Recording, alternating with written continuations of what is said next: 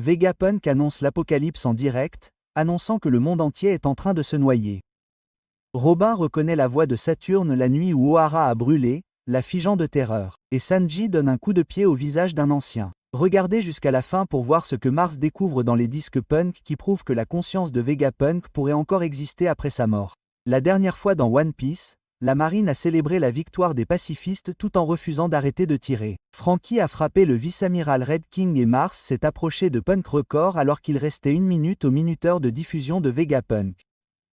Saint Marcus Mars arrive enfin au plus grand cerveau du monde.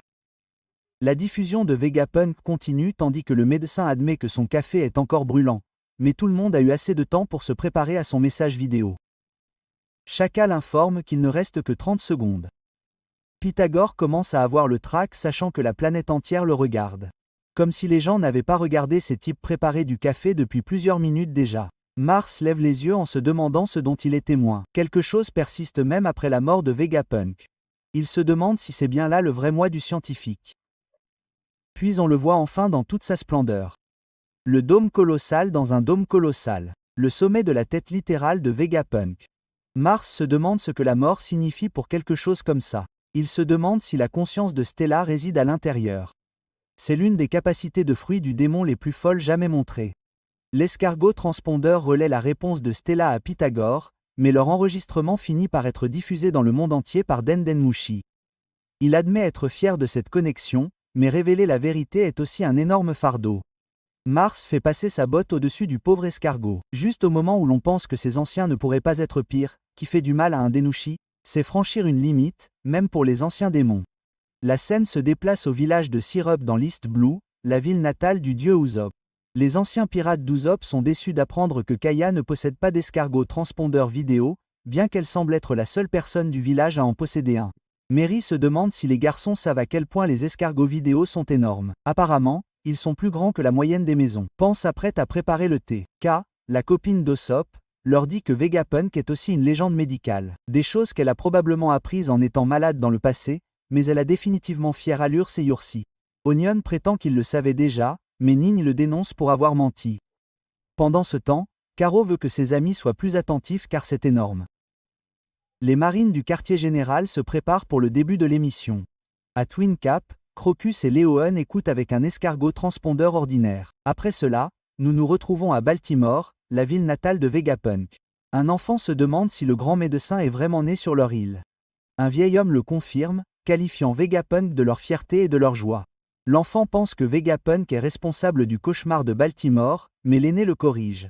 C'était en fait la faute de Franky. Si vous avez oublié, il a appuyé sur le bouton d'autodestruction dans l'ancien laboratoire de Vegapunk, pensant qu'il s'agissait d'un bouton pirate. Le geyser a également entendu des rumeurs selon lesquelles le cyborg s'était transformé en vaisseau, puis se demande depuis combien d'années il n'a pas vu le visage de Vegapunk. Nous nous retrouvons au royaume des oiseaux, une île du sud de Blue où Chopper a passé le saut dans le temps. L'un d'eux croit les émissions sur l'île où se trouve Chopper. Quelqu'un reconnaît Vegapunk comme une canne de la science moderne responsable de la création de nombreuses armes. Sur l'île pirate d'Ashosu, tout continue comme avant. Même avec la déclaration du bon docteur qui arrive, il y a encore des litiges civils à régler. Vegapunk parle au monde entier, les tenant tous en haleine. De retour sur Egghead, avant que l'ancien ne puisse complètement écraser son escargot, sa grande coquille se brise, révélant la vérité. Dieu merci, l'émission continue. Ce n'était qu'un simple denmushi. Ce n'était pas du tout une cachette. C'était un leurre intentionnel. Pris de rage, Mars s'éloigne des disques punk sous sa forme géante d'Hitmaid tout en maudissant le nom du docteur. Stella commence par une salutation. Shaka lui fait savoir qu'il a déjà fait une présentation, mais Vegapunk savait qu'avec autant de personnes qui se connectent maintenant par vidéo, il décide de le faire une fois de plus. Maintenant que tout cela est réglé, c'est enfin le moment de commencer. Les membres de la tribu Longarm se réjouissent avec une curiosité évidente. Ailleurs, un petit garçon sort d'une tente en se demandant ce qui se passe. Une femme l'informe qu'un homme très important va faire une annonce et lui dit de retourner se coucher.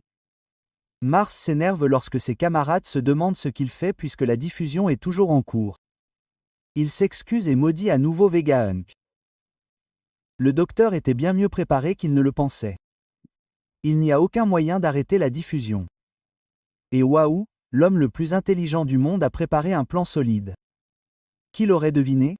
Mars continue en disant qu'ils n'ont aucun moyen de savoir ce que Vegapunk sait réellement ou ce qu'il prévoit de dire, mais il leur rappelle les paroles de York selon lesquelles Stella a l'intention de transmettre le flambeau aux érudits d'Ohara. Chaque ancien marque une pause, reconnaissant sinistrement leurs circonstances défavorables. Cela ne serait pas une répétition des déductions et des derniers mots du professeur Clover. Ce serait une suite. Vegapunk prévoit de terminer ce qu'Ohara a commencé. Pendant ce temps, le corps inconscient de Vegapunk est toujours porté par Sanji alors qu'il court à travers les flammes. Sanji se demande si le médecin peut entendre les cris d'une fille en danger. Il sait alors avec certitude que Bonnie a besoin de lui alors qu'elle et d'autres apparaissent. Sanji remarque l'ancien avec une épée levée au-dessus d'eux, se demandant ce qu'il est. L'ancien proclame qu'ils ne permettront pas à Bonnie de revendiquer leur pouvoir militaire pour elle-même. Franky se tient entre elle et le monstre, disant à Bonnie de revenir. Mais interrompant cette tentative héroïque, Sanji a l'intention de sauver la situation à la place. Utilisant la lame noire comme tremplin, Sanji donne un coup de pied dans la mâchoire du monstre mythique, réussissant à faire couler le sang. Sanji continue de se faufiler dans ses exploits avec ses pieds enflammés. Peu importe qu'il s'agisse d'un vieil homme ou non. C'est un combat de pirates. Mais au lieu de parler, la tête de Lellers s'enflamme pendant qu'il pose. La tête squelettique d'un cheval géant émerge de son corps et mord Sanji jusqu'à ce que les os commencent à se briser. C'est une application très particulière des capacités de Zoan, presque comme un dysfonctionnement intentionnel similaire à celui des utilisateurs de Smile Fruit. Heureusement, Sanji jette Stella avant qu'il ne soit blessé lui aussi. Bonnie appelle Sanji, craignant ses blessures. Juste à ce moment-là, un géant voit le vacarme et commence à se diriger vers eux. Pendant la diffusion, Vegapunk avoue avoir commis 2 péchés majeurs. Dory et Kashi attrapent tous les deux Nusro, tentant de le maîtriser. Ce faisant, Sanji est libéré et, heureusement, Atlas parvient à attraper le corps de son créateur. Bonnie commence à invoquer la capacité de futur déformé de son fruit du démon. Plusieurs marines la remarquent alors qu'elle bondit dans les airs tout en s'élargissant grâce au pouvoir d'un futur géant. Elle devient massive et prévoit de piétiner l'aîné. La colère et la frustration changent son expression. Stella dit au monde qu'il s'attend à être bientôt tué pour ses péchés. Ainsi, le message qu'ils écoutent tous a été programmé pour être diffusé immédiatement après que son cœur ait cessé de battre. Les habitants de Sabowi crient de consternation, réalisant que cela doit signifier que les grands scientifiques sont déjà morts. Duval, qui arbore toujours ce look de Sanji Ike, l'une des blagues les plus drôles de One Piece, n'arrive pas à y croire. Après tout, le fait que Vegapunk ait été retenu en otage par l'équipage de Luffy a fait la une des journaux ce matin-là. Les plus grands détracteurs de Zapunk sont également en émoi. César retient ses larmes, refusant d'accepter la mort de Stella, d'autant plus que lui et Judge viennent de faire équipe pour enfin le surpasser. Morgan n'est vraiment pas fan de toute cette histoire de diffusion vidéo d'escargot, car elle menace l'avenir de son empire de journaux. D'habitude, c'est lui qui annonce les grandes nouvelles aux gens. Avant de commencer correctement, Stella veut vraiment que quelque chose soit clair pour eux tous, quelque chose qu'il prie pour qu'ils comprennent tous. Il leur dit qu'il ne part pas du principe que ceux qui ont mis fin à ces jours sont mauvais, peu importe qui ils semblent être. Il n'a pas l'intention de discuter du bien ou du mal avec cette émission. Au même moment, les chapeaux de paille sur le Lavostratum sont confrontés à l'apparition soudaine de Saturne. Lui aussi a craché du venin en mentionnant le nom du médecin. Stella prétend qu'il n'est pas qualifié pour juger de telles choses et qu'il n'en sait pas assez sur lui de toute façon. Saturne commence à se précipiter. Il dit au chapeau de paille de s'écarter car il n'a pas le temps de s'occuper de petits insectes. Mais Robin est stupéfaite lorsqu'elle entend sa voix. C'est la même voix qu'elle a entendue sur Ohara. Saturne la reconnaît comme l'enfant que le stupide Saul a laissé s'échapper. Robin sait immédiatement qu'elle regarde l'un des 5 anciens. Nami se demande de quoi parle le monstre, mais rationalise rapidement alors que l'un des longs appendices du monstre araignée se précipite dans leur direction. Avec un cri désespéré, Nami leur dit qu'il faut tous protéger Robin. Cela attire même l'attention de Zeus. Ils se mettent tous en action pour assurer la sécurité de Robin. Vegapunk savait que ce qu'il allait dire serait difficile à accepter. Elle pensait même que certaines personnes le considéreraient comme un idiot. Mars tremblait de panique et de frustration. Il y avait trop de créatures vivantes sur l'île pour qu'il puisse détecter des ondes télépathiques uniques. Vegapunk York se creusait la tête pour savoir où Stella avait pu cacher l'escargot de diffusion. Elle craignait que si les choses continuaient comme ça, elle ne soit pas autorisée à devenir un dragon céleste. Ce qui est intéressant, c'est que York n'était pas du tout au courant de l'enregistrement de cette émission. Sinon, les anciens l'auraient su à l'avance. Malgré tout, Stella pensait qu'il avait la responsabilité d'informer le monde entier d'un certain problème. Les Goros continuèrent à se parler par télépathie. Une fois de plus, Mars se demanda s'il ne devait pas simplement détruire la centrale électrique, arrêtant ainsi la diffusion, mais Saturne mit fin à cette possibilité.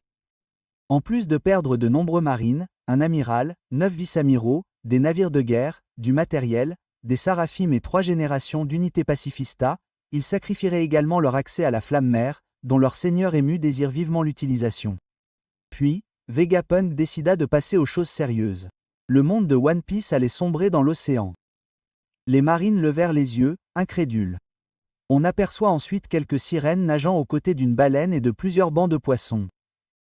Les pêcheurs auront enfin leur heure de gloire.